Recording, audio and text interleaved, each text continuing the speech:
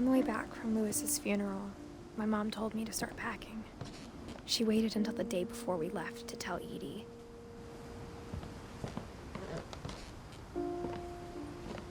I'm not sure if she wanted to make it easier or harder.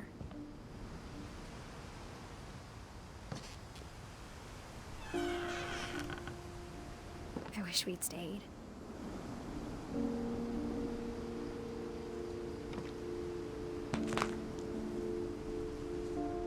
But I understand why we left.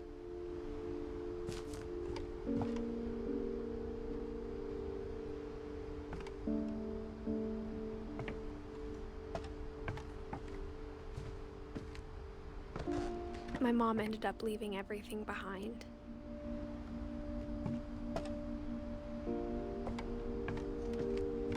What happened that night had been coming for a long time. Maybe it should have come sooner.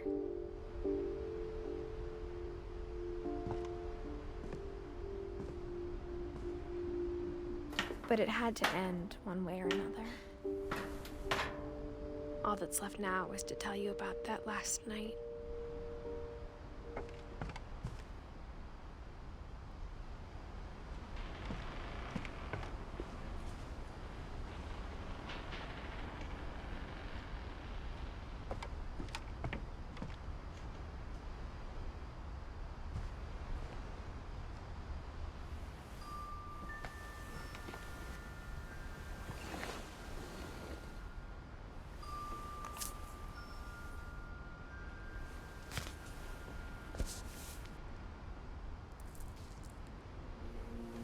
That whole last day, Edie just watched us pack and didn't say a word. Until supper, when she raised her glass and said, "To our final night together, and all our final nights apart." Grandma, you know what I said about alcohol. Some of your medications are very Edith, specific. I left a present for you in the hallway. Why don't you go open it? The grown-ups have to argue now. I'm sorry, you're right. We're all leaving tomorrow. Let's just enjoy our last... I'm not leaving. Edith, you're excused.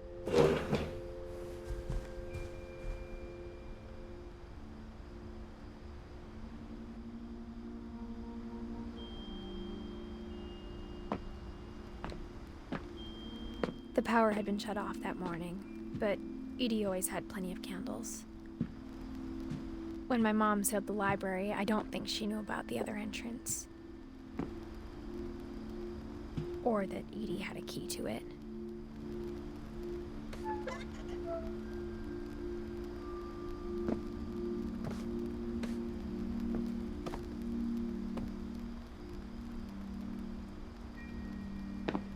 That thing you're afraid of isn't going to end when you leave the house. Edith has a right to know these stories. My children are dead because of your stories. I think it's best if Edith and I leave tonight.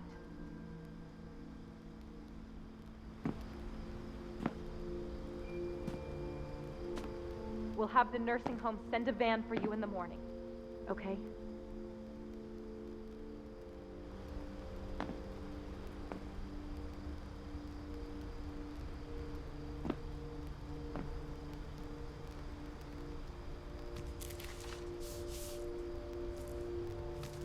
Dear Edith, there's so many stories I wish I could tell you, but there's only time for one. This is about what happened on the night you were born. That night, the tide went way, way out. It was the first and last time I ever saw the old house aground. There'd been an earthquake out in the middle of the ocean. They called it the lowest tide in 1,000 years. God, it smelled awful. You know, I've seen that house every day of my life.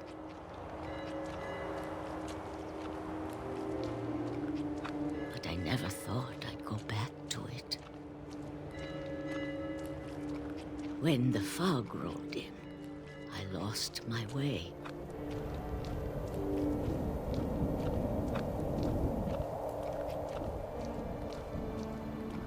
I got turned around.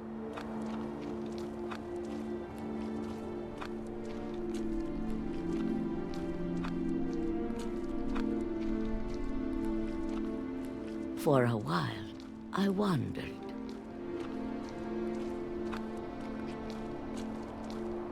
I started seeing things.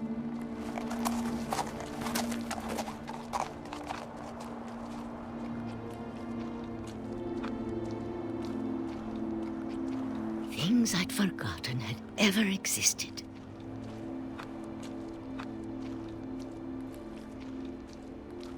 But when I saw them, they felt like old friends.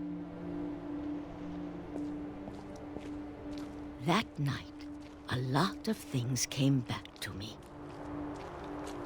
Or maybe I came back to them.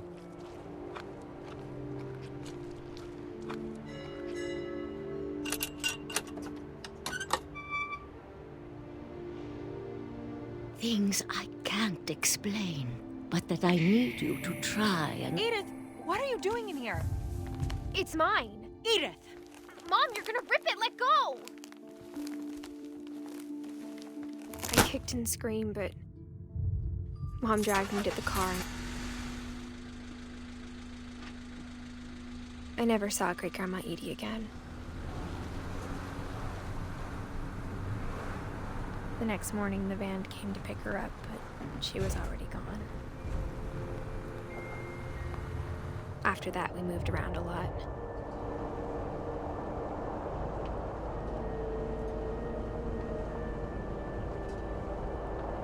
We both tried to make the best of it.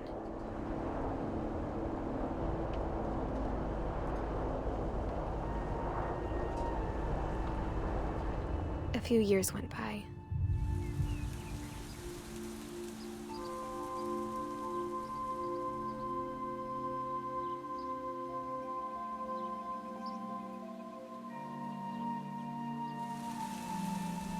My mom didn't like to talk about it. But she started getting sick a lot. The rest happened pretty quickly.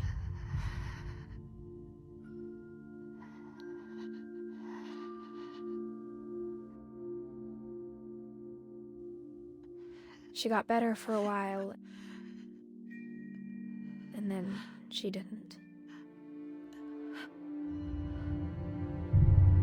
And then I was alone. The last Finch left alive.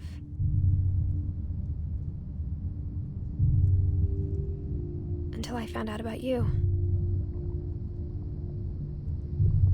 I'm still not sure what to tell you about all this. If we lived forever, maybe we'd have time to understand things. But as it is, I think the best we can do is try to open our eyes. And appreciate how strange and brief all of this is.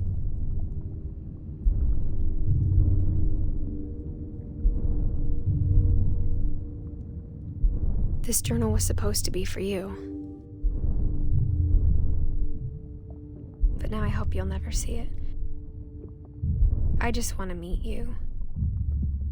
And tell you all these stories myself. But I guess if you're reading this now, things didn't work out that way.